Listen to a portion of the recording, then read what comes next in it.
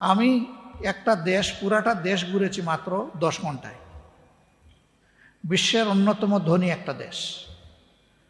প্লেনে উড়ে নয়, ওই দেশের ভিতরে ছোট্ট গাড়ি বা ট্যাক্সিতে চড়ে। এই দেশটির নাম হচ্ছে দারুস সালাম ব্রুনাই। মালয়েশিয়ার পার্শ্ববর্তী একটা দেশ, মালয়েশিয়া এবং সিঙ্গাপুরের সাথে সংযুক্ত। আমি এই দেশে যখন গেলাম দেখলাম যে কিং প্যালেসে কোনো হিউম্যান সিকিউরিটি নাই, কোনো মানুষ অস্ত্র নিয়ে দাঁড়িয়ে নাই গেইটে।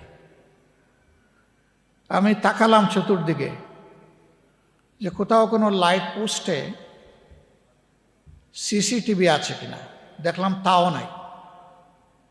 আমাদের গাইড যিনি, তিনি ওই দেশের ন্যাশনাল হসপিটাল যেটা, সেখানে একজন ইএনটি স্পেশালিস্ট হিসাবে তিনি সিনিয়র কনসালটেন্ট কাজ করেন, বাড়ি তার সিরাজগঞ্জ। তা আমি জিজ্ঞেস করলাম, কি ভাই এটা কি অ্যাবান্ডন, পরিত্যক্ত, নাকি এখানে আসলে রাজারা এখন থাকে? কয় না, থাকে। রাজা থাকে, কোনো সিকিউরিটি নাই, কোনো সিসিটিভিও দেখি না, এদের কোনো সিকিউরিটি নিরাপত্তা ব্যবস্থার প্রয়োজন হয় না। ওই জবাব আপনিই পাবেন, আমার উত্তর দিতে হবে না, আরও কিছু দেখলে আপনি পেয়ে যাবেন। একটা একটা করে উনি টুরিস্ট স্পটে নিলেন, 7 স্টার হোটেলে নিলেন, ওনাদের সবচেয়ে বড় চেইন শপ যেটা, সেইটাতে নিয়ে গেলেন, গাড়ির ফ্যাক্টরিতে নিয়ে গেলেন, ওয়াটার ভিলেজে নিয়ে গেলেন, একটা ইউনিভার্সিটিতেও নিয়ে গেলেন, তার মেডিকেল কলেজেও নিয়ে গেলেন।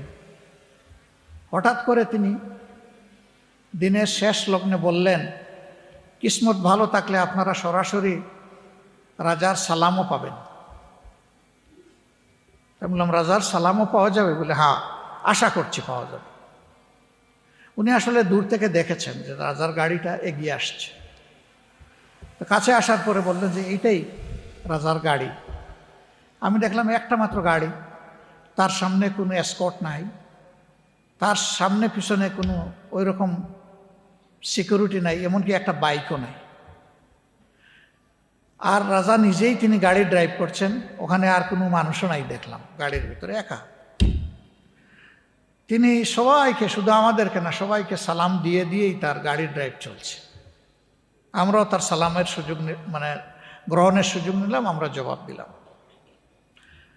তা আমি আবার জিজ্ঞেস করলাম যে এই লোকটার কি কোনো ডর ভয় নাই? এই জবাবও আপনি পেয়ে যাবেন।